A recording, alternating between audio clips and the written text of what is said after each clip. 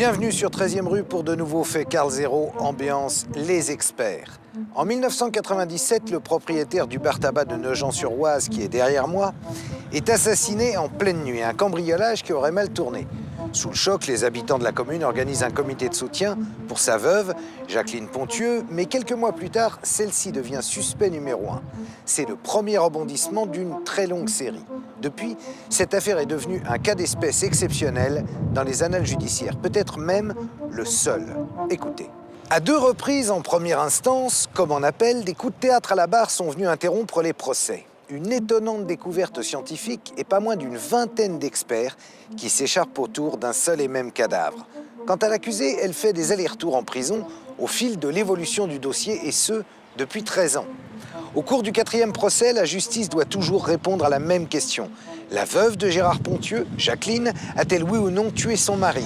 Mais dans un système judiciaire pour lequel la vérité sort de la bouche des experts, comment les jurés vont-ils se départager entre les médecins légistes qui démontrent la culpabilité de l'épouse et ceux qui font la démonstration inverse, celle de son innocence? Suivez-moi. Quand je suis remontée, j'ai vu Gérard sur le lit, ensanglanté. L'expert trouve une quantité anormale de GHB dans l'estomac de cet homme, donc cet homme a été drogué. Et qui peut l'avoir drogué? J'étais la coupable. J'étais la deuxième Marie Bénard, l'empoisonneuse. Personne ne s'y attend et il fait des révélations fracassantes à la barre. C'est sûr que vous vous dites, ça y est, le dossier s'écroule et on repart à zéro. L'avocat général dit qu'avec la rage, elle pouvait avoir la force de donner ce coup mortel. Et donc, à ce moment-là, on m'a condamnée pour meurtre. Donc, il fallait que je me batte. Ça fait quand même 13 ans que cette affaire dure. Moi, je ne ferai aucun pronostic sur ce dossier parce qu'on va de surprise en surprise. J'attends l'acquittement. Parce que je sais que je ne l'ai pas fait. Il faut qu'enfin la justice le reconnaisse.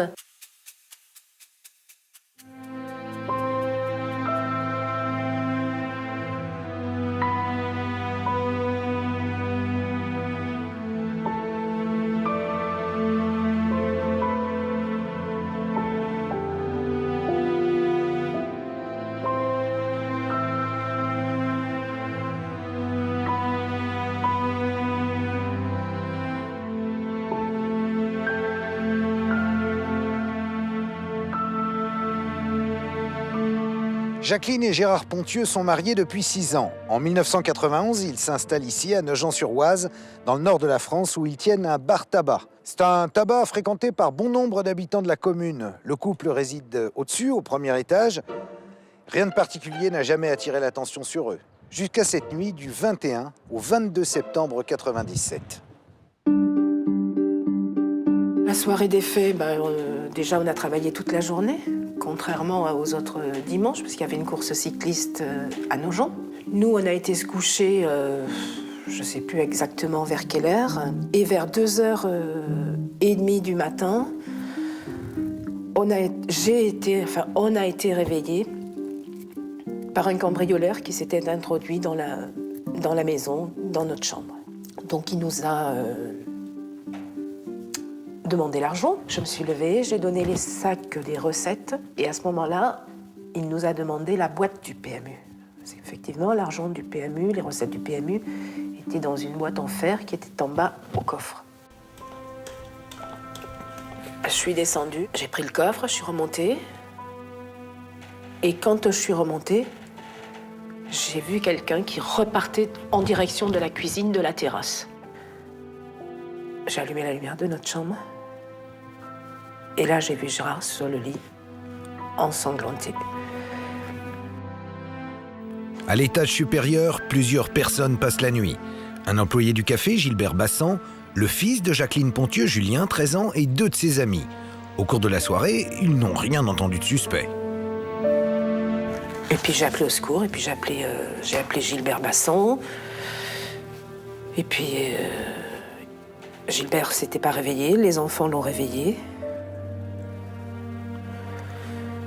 Gilbert m'a dit d'appeler les pompiers. Je hurlais comme une folle, j'ai été incapable de les appeler. C'est lui qui les appelait. Arrivés quelques minutes plus tard sur la scène du crime, les secours ne parviennent pas à réanimer Gérard Pontieux. La victime est morte d'un coup mortel, perpétré au niveau du massif crânio-facial, dans la région droite, exactement ici. C'est une grande partie du tronc cérébral qui est sectionnée par un instrument qui est piquant et tranchant, et c'est les mêmes effets que la décapitation, en fait. Les habitants de Nogent-sur-Oise sont choqués mais pas vraiment étonnés. Aussi violent que soit ce meurtre, il fait écho aux problèmes sécuritaires qui minent la région. Le discours ambiant, c'était on n'en peut plus de l'insécurité, c'est encore une agression gratuite, ça va trop loin, il y a quelqu'un qui est mort, un commerçant qui est mort. Et c'est vrai qu'il y a eu une mobilisation dès les premières heures des voisins, des habitants et des commerçants. La commune de Nogent est mitoyenne d'une des cités les plus chaudes de la région parisienne, la Commanderie. C'était certainement quelqu'un de la commanderie, parce que il y avait quand même une forte délinquance et c'était vraiment un quartier très sensible où les policiers, les pompiers n'allaient pratiquement plus. Ils se faisaient caillasser régulièrement lorsqu'ils intervenaient pour un incendie ou pour un autre fait dans le quartier, parce que c'était un quartier complètement enclavé. La police judiciaire est saisie et les enquêteurs se mettent au travail. Les premiers procès-verbaux de police judiciaire adhèrent à la thèse de Madame Pontieux-Carrère. Et ils vont retrouver tout un tas d'éléments qui crédibilisent ce qu'elle indique. Ils vont retrouver un grillage qui protège la terrasse affaissée. Ils vont retrouver une espèce d'empreinte qui ne peut être ni à Monsieur Pontieux ni à son épouse. Ils vont retrouver une tuile fraîchement cassée. Ils vont retrouver une pince qui n'a rien à faire sur le toit. Mais l'enquête est confrontée à un obstacle de taille. Unique témoin, Jacqueline Pontieux est incapable de décrire l'agresseur en raison de l'obscurité qui régnait dans la pièce. La version de Jacqueline Pontieux a l'air crédible puisque il y a un témoin, c'est-à-dire le vigile du collège qui est situé à côté du café, qui dit avoir vu un homme s'enfuir. Cet homme a aperçu, un peu après 2h40, un individu avec un sac à la main.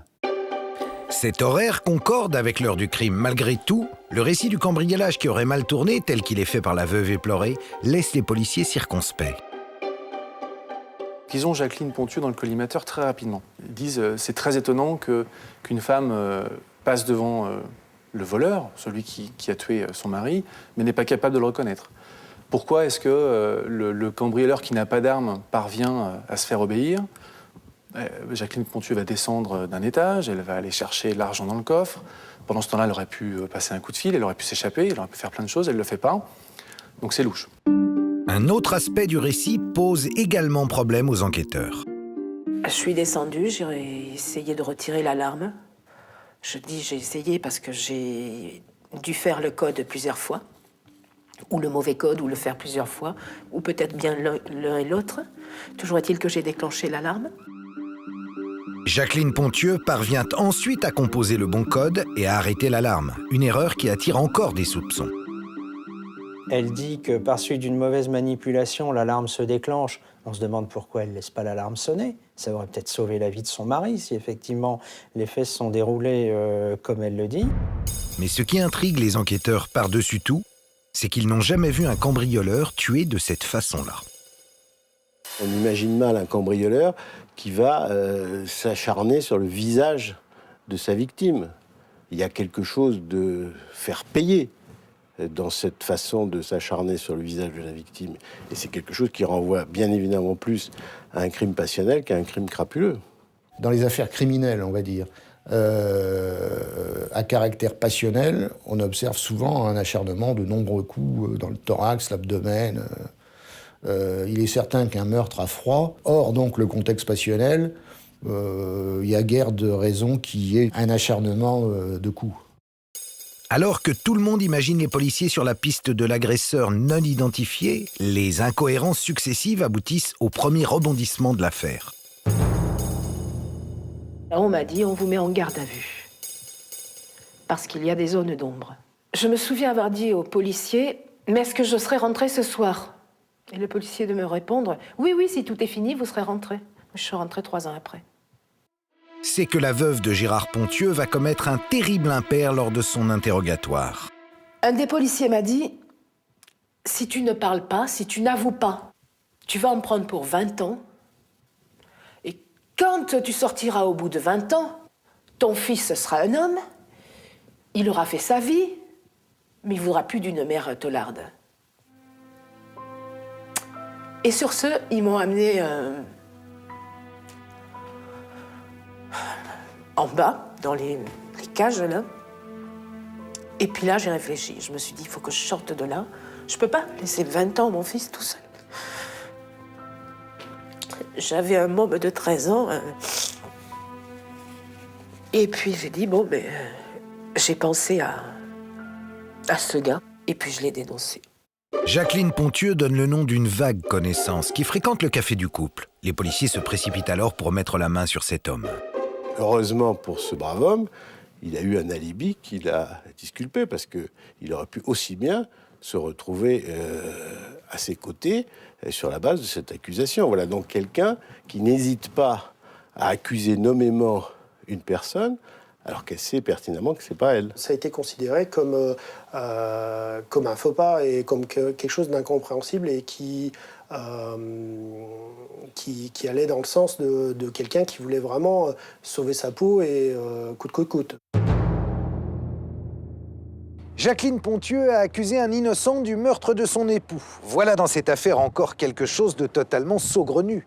La veuve est donc ici, à Nogent-sur-Oise, désormais le suspect officiel.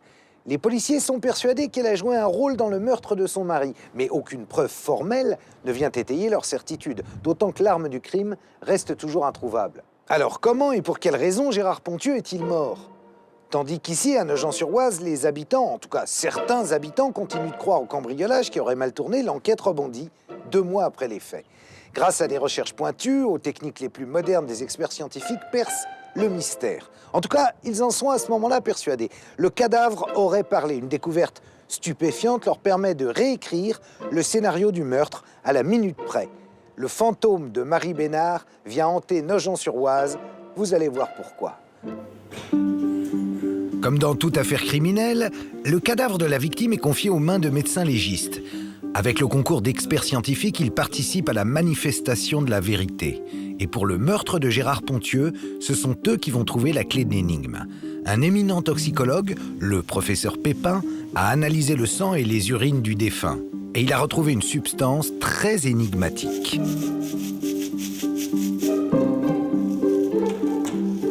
L'expert Pépin va venir affirmer dans un premier rapport au magistrat instructeur qu'il a retrouvé une quantité de GHB, qui est la drogue, comme on l'appelle, la drogue des violeurs. Et il va dire, j'ai retrouvé une quantité anormale de GHB dans l'estomac de cet homme, donc cet homme a été drogué. Alors le GHB, c'est un produit qui est utilisé en thérapeutique comme anesthésique. Il va donc vous faire dormir. Fort de cette révélation, les enquêteurs voient désormais l'affaire sous un jour totalement nouveau. Ils pensent que cette drogue a été donnée de manière fortuite à Gérard Pontieux, c'est-à-dire qu'on lui a versé dans un verre pour qu'il ne soit pas maître de ses actes et de ses mouvements. Les caractéristiques du GHB, aussi appelé gamma-OH, permettent en effet d'envisager une telle éventualité. Oui, c'est une substance qui n'a pas franchement de goût ni d'odeur. Donc, bien sûr, il peut être dissous dans une boisson et vous n'allez pas forcément vous en rendre compte. C'est une solution incolore, donc c'est très facile à introduire dans une boisson que l'on va vous faire boire ensuite. Les enquêteurs interrogent alors de nouveau Jacqueline Pontieux sur le déroulement de la soirée. Je lui ai servi un whisky coca. Pour mon malheur, c'est que j'ai été le préparer dans la cuisine. Mais en fait, le frigo était dans la cuisine, les bouteilles étaient dans la cuisine. Gérard était dans le salon. Alors effectivement, les policiers m'ont dit « Mais vous étiez seul dans la cuisine. Vous auriez pu mettre n'importe quoi dans le verre. » Mais j'ai toujours dit que non. Oui, mais la preuve scientifique est là, et c'est la reine des preuves. Le juge, il a commis un technicien, un sachant. Donc il va prendre les conclusions stricto sensu. On va lui dire, il y a du gamma-OH. Pour lui, il y a du gamma-OH. Il n'y a pas de gamma-OH, il n'y a pas de gamma-OH. La place de l'expertise, elle est fondamentale dans une affaire criminelle. Et en effet, l'expertise toxicologique vient de faire basculer l'affaire. La veuve de la victime devient le suspect numéro 1. Comme il n'y avait que moi dans la maison, à part les enfants, mais les enfants étaient montés, ils dormaient, ils étaient à l'étage. Donc la seule qui pouvait avoir drogué Gérard, c'était moi, l'empoisonneuse. Je ne connaissais pas le gamma-OH à l'époque. Je n'ai entendu parler du gamma-OH, enfin GHB, qu'à partir de ce moment-là, quand le docteur Pépin a lancé cette accusation. Si à l'époque le GHB a déjà été retrouvé dans quelques rares affaires de viol, c'est la première fois qu'il est utilisé pour un empoisonnement. Trouver du GHB à l'époque, c'est tout à fait exceptionnel. C'est pas comme le bouillon de 11 heures, hein, vous savez, de l'empoisonneuse qui met une cuillère de morora tous les soirs dans le bouillon de son mari jusqu'au moment où on va l'empoisonner. 97, c'est l'époque en fait où on commençait à doser le GHB dans les milieux biologiques, puisque c'était quelque chose d'assez récent. Il est passé stupéfiant en 1999, si je ne me trompe pas, et en 97, c'était probablement les premiers dosages que l'on faisait du GHB dans les milieux biologiques. Il est établi que Gérard Ponthieu a été empoisonné. Pourtant, ce sont les coups portés au visage qui ont causé sa mort. Alors pourquoi son épouse lui aurait-elle administré du GHB à son insu ? La prise de ce produit pouvait expliquer un projet criminel dans lequel on affaiblissait les défenses de la victime en sachant qu'il allait faire l'objet d'une agression pour être sûr qu'il ne se défendrait pas. Si Jacqueline Ponthieu a drogué son mari, lui a-t-elle aussi asséné les coups mortels ? Et l'instruction a permis d'établir que d'abord la force des coups qui a été assénée à Gérard Ponthieu pouvait difficilement l'être par une femme du gabarit de Jacqueline Carrère, et aussi parce qu'il a été établi qu'elle a porté le même vêtement pendant toute la soirée, et ce vêtement est totalement vierge de toute éclaboussure, toute trace de sang. Donc ça ne peut pas être elle qui a porté les coups. Jacqueline Ponthieu est donc accusée de complicité d'assassinat sur son mari. On la soupçonne d'avoir drogué ce dernier, à l'aide du GHB, pour que l'agresseur puisse ensuite le tuer sans rencontrer de résistance. Mais cet agresseur n'est toujours pas identifié. Qui est l'auteur des coups mortels ? À partir du moment où les policiers ont été alertés de la présence du GHB, toute leur enquête s'est orientée sur Jacqueline Ponthieu. On n'a jamais cherché le coupable. On l'avait, le coupable. Il pouvait y avoir qu'un seul coupable. J'étais toute seule. J'avais fait ingérer du gamma-OH à Gérard. J'étais la coupable. J'étais la deuxième Marie Bénard, l'empoisonneuse. Mais c'était l'empoisonneuse de nos gens, là. De manière tout à fait invraisemblable, on ne s'intéresse plus du tout à l'assassin. Il a disparu du paysage d'enquête. Jacqueline Ponthieu est envoyée derrière les barreaux. Elle va passer 2 ans et demi en détention préventive. Et lorsque son procès s'ouvrira en 2003, l'agresseur n'aura toujours pas été retrouvé. La veuve va donc s'asseoir seule dans le box des accusés et la place à côté d'elle, celle où aurait dû siéger l'assassin, restera vide. Le procès de Jacqueline Ponthieu s'ouvre ici au palais de justice de Beauvais le 1er décembre 2003. Elle comparaît libre, ce qui crée évidemment une ambiance particulière. Dans la petite salle des pas perdus, l'accusé et son ancienne belle-famille se croisent et s'ignorent délibérément. Comme toujours aux assises, le premier jour va être consacré à l'examen de la personnalité de l'accusé. Les jurés découvrent une femme qui n'a rien pour attirer leur sympathie. Revenir sur le passé de Jacqueline Ponthieu, c'est un peu comme ouvrir la boîte de Pandore. Madame Ponthieu a eu une enfance très malheureuse. Sa mère est décédée jeune. Elle a été placée dans un orphelinat à la suite d'une démarche des autorités de son village, de suspicion de mauvais traitements, même d'ordre sexuel, de la part de son père. Sa vie a mal commencé, voyez-vous. Jacqueline Ponthieu s'est mariée très jeune. Son premier époux vient de déposer à la barre. Le récit qu'il fait de leur relation révèle le caractère froid et calculateur de l'accusé. Dans son premier ménage, il y a eu effectivement une histoire de simulation de fausse couche avec du sang qu'elle aurait été chercher aux abattoirs pour colorer, pour donner couleur à cette situation. Un événement qui est significatif quand même d'un comportement machiavélique. Elle va commettre des malversations, voler des chèques, faire des faux chèques et faire des emprunts hallucinants. Son mari va s'en rendre compte. Les jeunes mariés ne tardent donc pas à se séparer. Entre-temps, ils ont eu 2 petites filles que Jacqueline Ponthieu laisse derrière elle après le divorce. Il y a un moment fort qui intervient, c'est lorsque ces deux filles, qu'elle n'a pas vues depuis 1974, arrivent à la barre et donc elles revoient leur mère pour la première fois.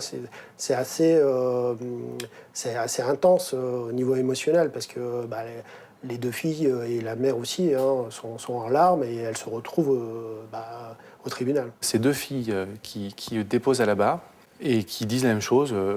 Notre maman, on n'avait pas de contact avec elle. La grande sœur dit, ma petite sœur a essayé de rentrer en contact avec elle. Elle n'a rien voulu savoir. Et moi, je n'ai eu de contact avec elle que lorsqu'elle a eu besoin d'argent. Elle m'a envoyé 2 courriers quand elle était en détention, me demandant une fois 80 000 francs, l'autre fois 50 000 francs. Voilà, on a bien compris qu'on n'avait rien à faire avec cette mère-là. Arrivée en région parisienne, Jacqueline Ponthieu se remet en ménage avec un nouvel homme. Un enfant va naître aussi de cette union. Mais l'histoire se répète et l'époux, comme le fils, disparaissent de sa vie du jour au lendemain. Avant l'âge de 40 ans, elle a déjà perdu la trace de 3 enfants. Tout ce qui peut vous nuire, tout ce que vous n'avez pas bien fait, tout joue contre vous. Tout. Une enfance malheureuse. Vous basculez, vous devenez une criminelle. 2 divorces. Le 3e, vous ne pouvez pas le quitter, vous le tuez. Tout. Depuis le premier âge, depuis le plus jeune âge, jusqu'au jour où le drame arrive, tout joue contre vous. Tout. Par la suite, la vie de l'accusée semble se stabiliser. Elle se marie une 2e fois et donne naissance à son fils Julien, dont elle est toujours très proche. C'est à cette époque qu'elle rencontre Gérard Ponthieu, un homme divorcé d'une 40aine d'années. Notre relation avec Gérard, au départ, n'a pas été des plus simples. J'ai connu Gérard, j'étais mariée, j'étais amoureuse de Gérard, c'est vrai, j'étais tombée amoureuse de lui. Je crois que j'aimais toujours Jean-François. En plus, c'était le père de mon fils, quand même. Donc, j'étais très indécise, mais vraiment très indécise.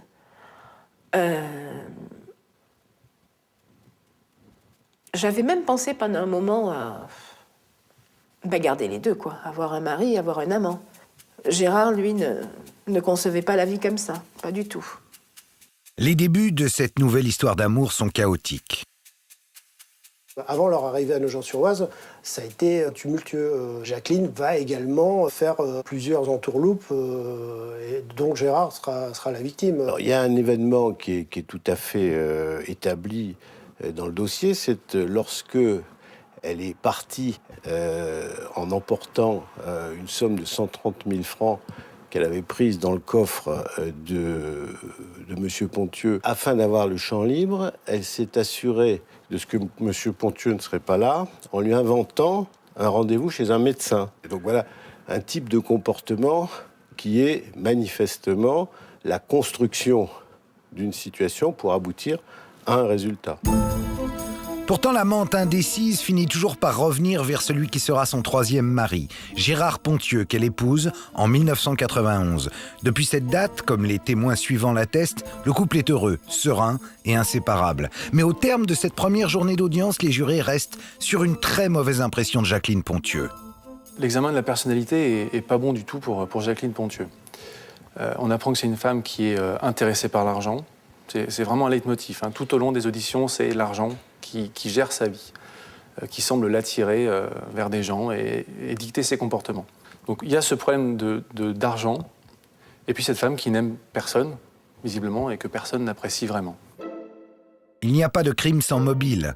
Alors les juges vont s'atteler à chercher la raison pour laquelle Jacqueline Ponthieu aurait assassiné son mari Gérard. Et évidemment, la première explication qui leur vient à l'esprit, c'est l'argent. Elle semblait piocher dans la caisse, c'est ce que dit le policier du CRPJ. Et on sait que le comptable de la société, du bar, essayait de prévenir Gérard Ponthieu que l'entreprise était en grande difficulté. Et à chaque fois qu'il essayait d'informer le patron, Jacqueline s'interposait. L'accusation s'interroge. Gérard Ponthieu aurait-il découvert le petit manège de sa femme ? Une autre piste est aussi explorée pour le mobile. La victime s'était engagée dans une procédure d'adoption du fils de Jacqueline Ponthieu, ce qui allait en faire son héritier. d'autres personnes disent que peut-être que Gérard voulait faire marche arrière dans cette procédure d'adoption. Et ça, oui, ça aurait pu être un mobile parce qu'elle est très attachée à son fils. Mais surtout, l'accusation rappelle que la femme de la victime l'avait déjà quitté à 3 reprises. La juge d'instruction qui a instruit ce dossier m'a dit « Madame Pontieux, vous l'avez quitté 3 fois, vous n'avez pas pu le quitter la 4e fois, donc vous l'avez tué. » La défense a du pain sur la planche, d'autant qu'on imagine mal comment elle pourra se battre contre la première des vérités, la science, qui a prouvé que la veuve était en réalité une empoisonneuse. Alors qu'au fil des témoignages, l'espoir d'un acquittement pour Jacqueline Pontieux se réduit comme une peau de chagrin, il se produit alors quelque chose de totalement inespéré. Quelque chose qui n'aurait jamais dû arriver à la barre en plein procès. Au 2e jour des audiences à la cour d'assises, une déposition très attendue. C'est celle du professeur Pépin, celui qui a retrouvé du GHB dans le corps de la victime. L'expert qui a découvert que Gérard Pontieux avait été empoisonné arrive à la barre. Il a calmement commencé par dire, avant que la présidente l'interroge, comme s'il parlait d'ailleurs devant un amphithéâtre d'étudiants, comme s'il faisait un cours. Je ne confirme pas les conclusions de 1997, car la science a évolué. Et là, personne ne s'y attend et il fait des révélations fracassantes à la barre.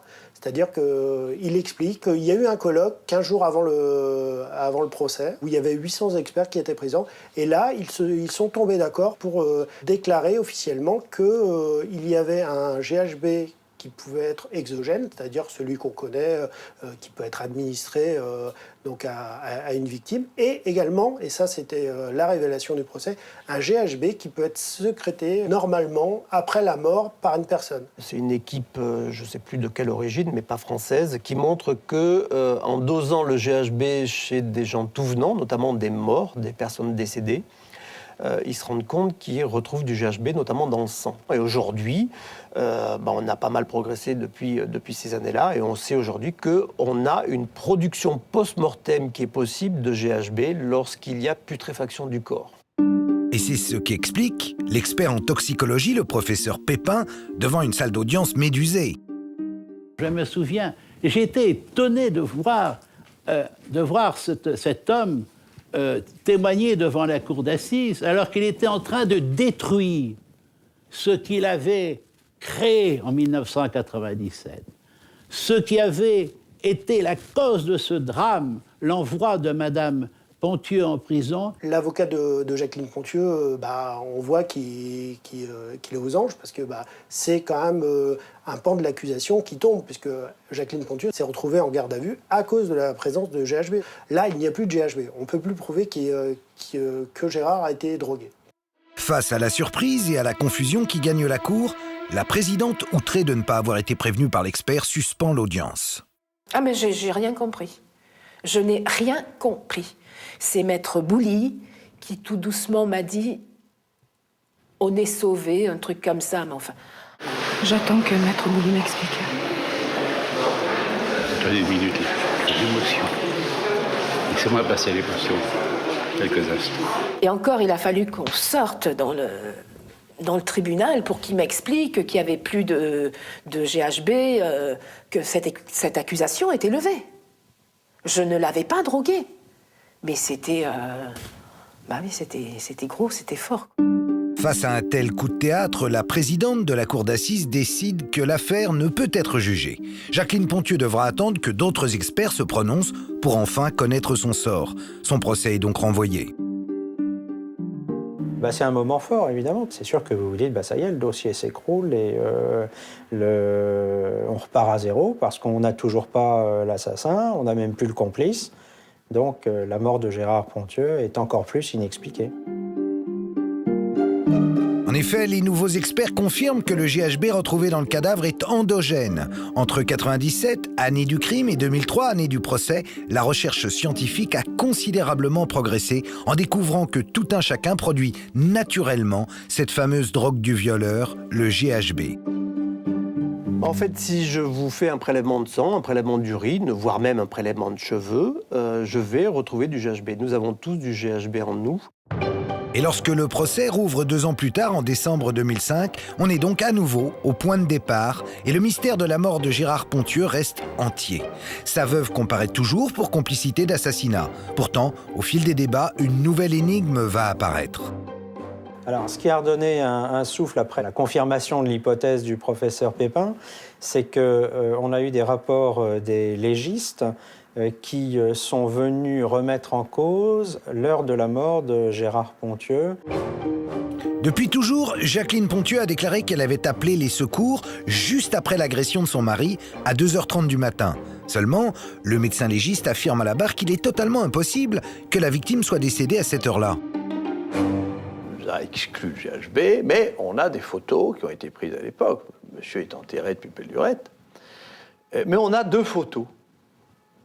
Et sur ces photos apparaît une espèce de magma stomacal dans lequel l'expert dira « je vois des morceaux de nouilles, je vois des morceaux de jambon ».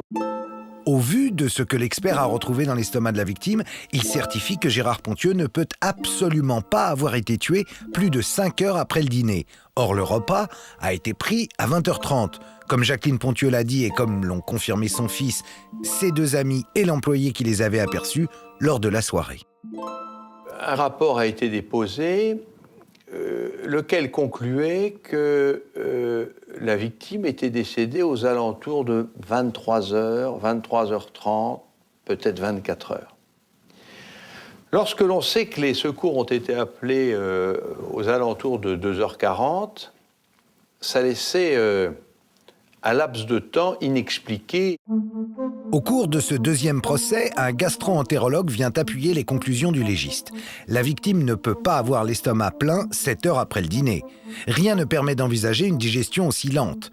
Et devant une cour d'assises, parole d'expert et parole d'évangile, la mort se situe donc vers 23h30, ou plus tard 1h30 du matin. Ce qui me laissait, d'après Madame la Présidente, largement le temps d'avoir tué Gérard. D'avoir tout remis en place, tout nettoyé, tout rangé, m'être changé aussi, puisque les enfants ont certifié que j'étais habillée quand ils m'ont vue, comme je l'étais la veille au soir. J'étais pas entachée de sang, rien. Mais il y avait ces 2 heures, 2h30 de trou. Après 8 années de procédure judiciaire, une dizaine d'expertises, l'accusation propose encore une autre version des faits. Non, Jacqueline Ponthieu n'a pas drogué son mari pour qu'un complice vienne le tuer. Dans son réquisitoire, l'avocat général avance un scénario inattendu. Il y a dû avoir une scène de ménage aux alentours d'11h du soir, puisque c'est l'heure où on situe la mort, une scène de ménage. Et là, Madame Ponthieu s'en est pris violemment à son mari et lui a porté, avec une espèce de gouge ou une espèce de tournevis, des coups d'une violence inouïe qui ont absolument transpercé toute la boîte crânienne. Et à ce moment-là, elle devient la meurtrière de son mari. L'argument qui voulait qu'une femme n'ait pas eu la force de porter le coup vient de s'évaporer. L'avocat général dit qu'elle a très bien pu le tuer, que dans un excès de folie ou avec la rage, elle pouvait avoir la force de donner ses coups et ce coup mortel contre son mari. Quelle va être l'intime conviction des jurés ? Cette fois-ci, Jacqueline Ponthieu sera enfin fixée. Après plusieurs heures de délibération, le verdict tombe. Et donc, à ce moment-là, on m'a condamnée pour meurtre. Et j'ai été condamnée à 15 ans de réclusion. Je ne vais même pas dire c'est la terre le ciel qui vous tombe dessus, mais c'est... Moi, j'ai pas réagi.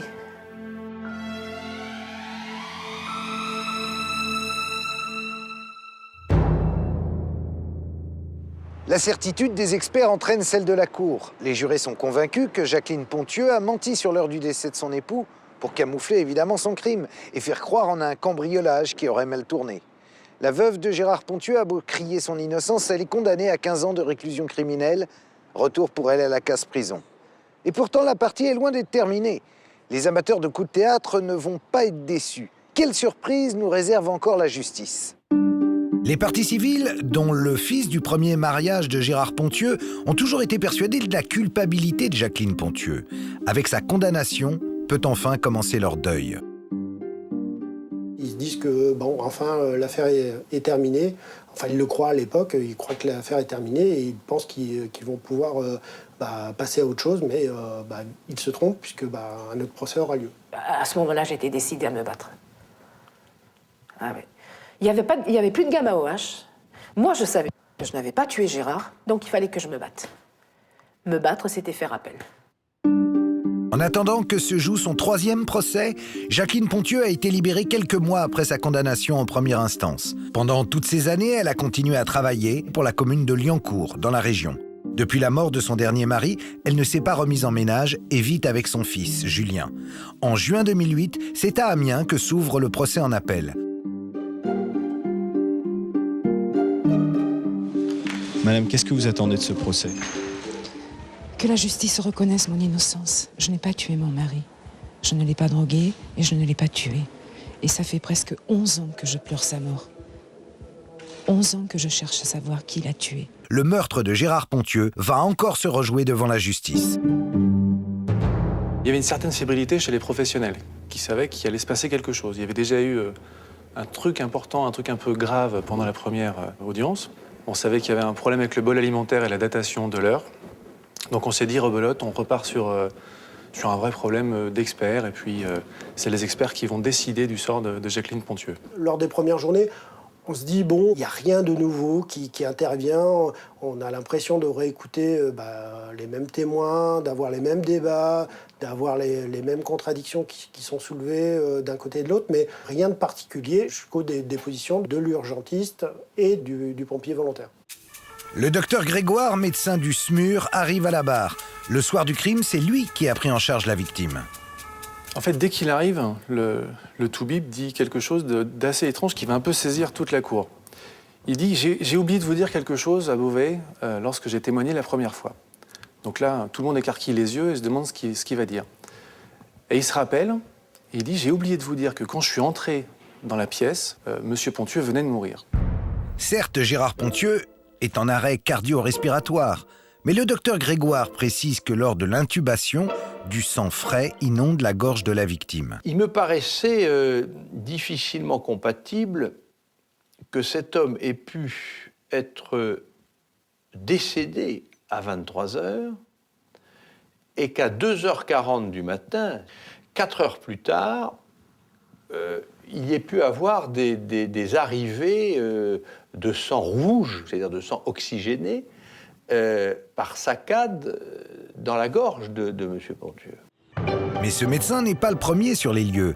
Il était arrivé juste après les pompiers. Alors ceux-ci sont donc appelés à leur tour à la barre. Le premier pompier, c'est-à-dire celui qui va arriver le premier sur les lieux, va constater, dès qu'il arrive, sans avoir commencé à pratiquer le moindre soin, que M. Ponthieu gaspe. Évidemment, la cour d'assises est interpellée, interloquée, gaspée. Ça veut dire quoi, un gaspe? Bon. Un gaspe, c'est en fait un mouvement réflexe qui précède l'imminence de la mort. C'est pré-mortem, le gaspe. Pré-mortem, agonique. Imaginez un poisson dans l'eau, imaginez une truite dans l'eau, là. Alors c'est un peu schématique, ce que je veux dire, mais je vais essayer de le mimer, c'est... Les jurés ne sont pas des professionnels de la santé, mais bientôt ils vont saisir l'importance de cette révélation. Au début, les jurés ne se rendent pas très bien compte, c'est tout le boulot de l'avocat de bien faire répéter à celui qui est à la barre ce qu'il est en train d'expliquer. Et puis, en quelques minutes, les jurés commencent à se regarder les uns les autres en se demandant ce qui se passe. Ils sentent qu'il y a une charnière, qu'on est en train de vivre un truc important dans le procès. En effet, le médecin et les pompiers sont en train de dire que la victime venait de mourir, alors que le médecin légiste, lui, campe sur sa position. Gérard Ponthieu était mort 1 à 4 heures plus tôt. On est là au cœur du coup de théâtre, parce que, voilà, soit cet homme est mort à 2h40 du matin, ou à 2h38, ou à 2h39, soit, comme l'a affirmé avec une espèce de force invraisemblable l'expert Vorauer, certitude d'experts. Non, moi, croix de bois, croix de fer, 23 heures, allez, 23h30. Il y a d'un côté Delarue qui a essayé de faire dire à Forouer que l'heure n'était pas cohérente, et puis l'expert qui n'en démord pas et qui dit moi je crois qu'il dit de mémoire, j'ai 10 000 analyses, 10 000 autopsies sur les bras, j'ai jamais vu un bol alimentaire aussi intact autant d'heures après une mort. Alors, qu'est-ce qu'indique un GASP et est-il facilement reconnaissable? 5 minutes avant la mort, on est toujours vivant. La mort, c'est... Il y a une définition précise de la mort. De la minute où on gaspe, on n'est pas mort. Et je suis persuadé, moi, qu'un pompier, même volontaire, mais d'un certain âge, qui a l'habitude de ce genre de choses, il se trompe pas. Puis on peut pas se tromper, quoi. Quand on l'a vu une fois, on le voit 10 fois, on reconnaît, quoi. La révélation de ce GASP et les déclarations des pompiers sont une aubaine pour la défense. La thèse de la mort, plus tôt dans la soirée, avec une Jacqueline Pontieux qui a le temps de se changer, de faire place nette, ne tient plus. Donc lundi soir, l'accusation s'écroule. Là, je commence à me sentir soulagée. Les pompiers sont là. Les pompiers, les premiers témoins. On ne parle même pas des policiers, c'est les pompiers, les premiers témoins. Les pompiers, le médecin urgentiste. La cour est dans une impasse. Comment trancher entre l'expert qui donne une datation de la mort et les pompiers qui constatent une agonie? Eh bien, en faisant appel à de nouveaux experts. J'ai entendu une personne dire « On n'a plus rien contre elle, il faut nous nommer de nouveaux experts ». Donc j'ai été le dire à Maître Delarue, et Maître Delarue m'a dit « On va avoir un report de procès ». Et c'est ce qui s'est passé. Encore une fois, le procès est renvoyé. Il aura lieu en mars 2010. De nouvelles expertises sont ordonnées. Cet énième coup de théâtre, personne n'aurait jamais été capable de l'imaginer. La défense exulte, la partie civile est abasourdie. On en revient encore à se poser des questions sur ces expertises. En fait, cette affaire ne tient qu'avec des expertises dès le départ. Et donc, tout est remis en cause, donc on ne sait plus où on en est du tout.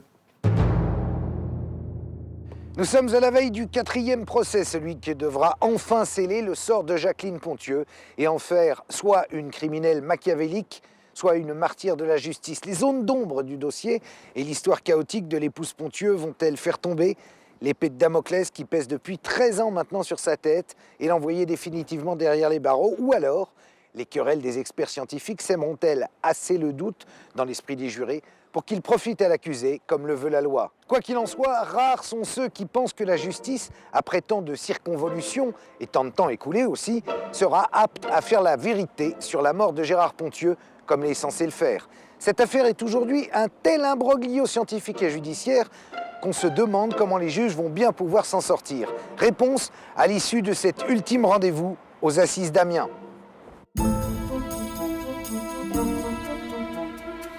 Moi, ce que j'en attends, c'est l'acquittement. Je ne peux rien attendre d'autre. Quand vous n'êtes pas coupable, vous avez toujours espoir. Et en fait, moi, je crois que c'est ce qui m'a toujours sauvée. C'est le fait de savoir ce que je n'avais pas fait. Même si les autres... Il y a toujours quand même quelque chose au fond qui dit « un jour, ça va éclater ». Mais le sort de Jacqueline Pontieux n'est pas joué d'avance. La partie civile et l'accusation n'ont pas dit leur dernier mot. Enfin, je suis toujours sur l'idée que le rôle de Jacqueline Carrère n'a pas été... n'est pas clair dans cette affaire-là. Là, moi, je ne ferai aucun pronostic sur ce dossier parce qu'on va de surprise en surprise. Je ne veux pas présager d'ailleurs du supplément d'information parce que peut-être que le supplément d'information va nous apporter des surprises. Je ne sais pas ce qu'il y a dedans. Un supplément d'information est donc confié au professeur Jardet, le 18e expert de cette affaire. Quand le procès s'ouvre, le 22 mars 2010, c'est sa déposition qui est la plus attendue, car c'est lui qui aura le dernier mot. On m'a demandé de préciser l'heure de la mort. On n'est pas dans un film américain, c'est pas une heure exacte. Je suis incapable de donner, je dirais, 8h36. Nous, on donne des fourchettes. Et la fourchette qui avait été donnée était très antérieure à la découverte du mort. Et donc, il y avait un doute sur la personne qui éventuellement aurait pu le tuer. En effet, le docteur Forouer, l'expert principal de cette affaire, avait certifié que Gérard Pontieux était mort entre 23h30 et 1h30 du matin. Cette fourchette avait été déterminée par le bol alimentaire de la victime, dont l'estomac était plein. Le dîner ayant eu lieu à 20h30, il était selon lui impossible que Gérard Ponthieu ait été tué à 2h30 du matin, comme l'a toujours soutenu son épouse. La vidange gastrique d'un repas chez un sujet en bonne santé est complète après 2 à 3 heures environ. Ce délai est très souvent modifié, rarement écourté, le plus souvent très allongé.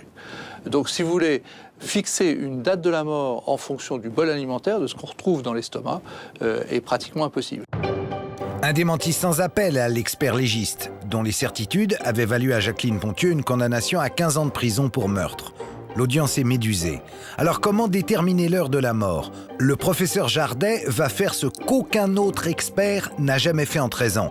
Il revient à la genèse du dossier.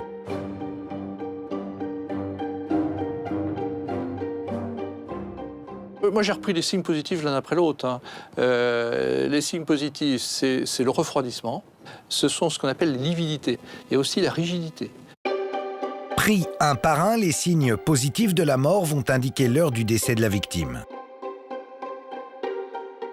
Quand vous décédez, au bout de 3-4 heures, vous devenez rigide.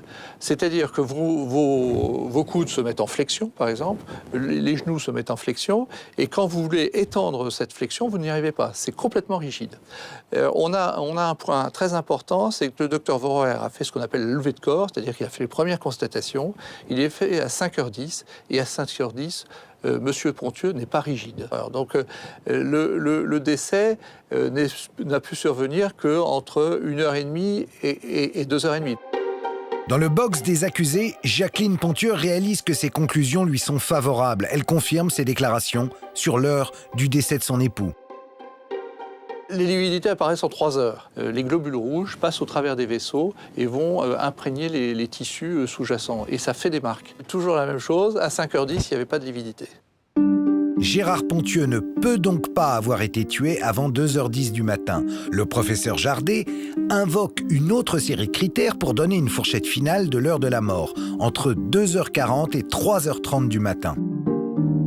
Pendant 13 ans, je me suis battue à dire que je ne mentais pas, que l'heure exacte de la mort de mon mari était 2h30. Maintenant que la vérité est établie, que l'heure de la mort de Gérard est établie, oui, je me sens plus en confiance. Si le docteur Vorauer ainsi que les autres experts reconnaissent qu'ils se sont trompés, certains refusent de croire en l'innocence de Jacqueline Ponthieu. Parmi eux, l'avocat général qui représente l'accusation. S'il admet que toutes les preuves à l'encontre de la veuve se sont écroulées, il déclare, lors de son réquisitoire au 4e jour du procès, qu'il reste convaincu de sa culpabilité. Oui, vous attendiez pas à ce qu'il me... Non. Il m'a fait très très peur. Il vous a fait très peur, ouais. Pendant les 4 jours, là, Ouais. oui. Parce qu'il y a quand même des trucs point par point. Bon, et en plus, le dessin. On va arrêter là parce qu'il y a la famille Ponthieu en face. Oui. Et puis les pauvres, je les comprends quand même. Oui, bah oui. Vous avez une pensée aussi pour eux, ouais. Oui. Alors 2h30 pour réclamer un acquittement, en disant je réclame l'acquittement, mais au fond, je ne suis pas persuadé qu'elle soit innocente. Pardon du peu, mais c'est pas glorieux.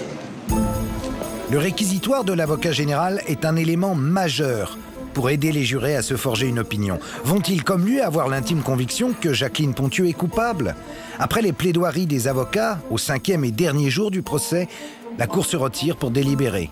Après quelques petites heures, le verdict tombe.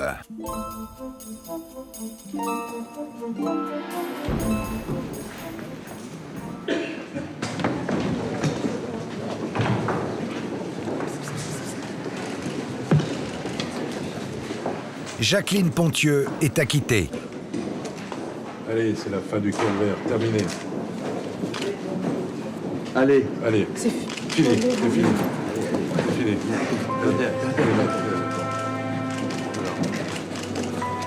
Alors, hein? Allez, tu crois, hein? 13 ans.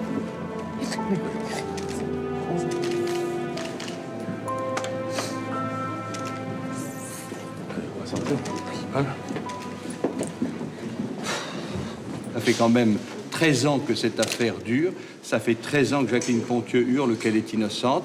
Et il aura fallu pas moins de 4 procès d'assises pour qu'enfin ce soir, ce soit un jour de joie, un jour de bonheur et un jour de délivrance. Ce que je ressens, c'est un soulagement, c'est une liberté. C'est ces 15 ans qui étaient au-dessus de ma tête, qui sont partis. C'est une nouvelle, je ne vais pas dire une nouvelle vie, parce qu'il manquera toujours quelque chose, mais ils m'ont innocenté. Hein. Et pendant ce procès, vous avez pensé à un moment donné que les choses se retournaient contre vous? Oui, j'avais tout prévu. Non mais, je veux dire, pendant l'audience... Oui, je vous dis oui, j'avais tout prévu. Mais j'avais prévu que je partirais pas en prison. D'accord. Et vous avez senti à un moment donné que c'était prêt d'y aller ou que ça oui, basculait? mais de toute façon, j'y aurais peut-être été, mais je serais pas restée longtemps, ça je vous le garantis. C'est-à-dire? Ça me paraît clair. Oui. J'avais tout prévu dans ma poche. Voilà.